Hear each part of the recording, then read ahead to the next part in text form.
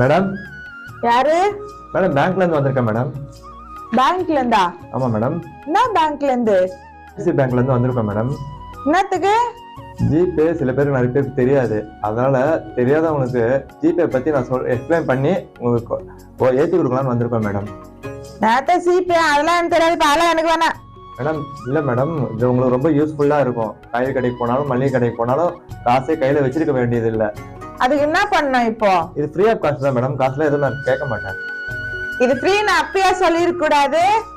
இதுக்கு இவ்வளவு நேரம் பேசிருக்கவே தேவையில்ல. சரி வாப்பா. சரிங்க மேடம். என்ன பண்ணணும் இப்போ? உங்க போன் கொடுங்களேன்.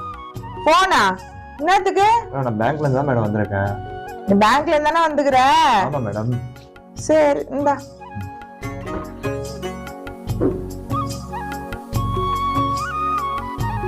இதுதான் ஜிபே ஆப்.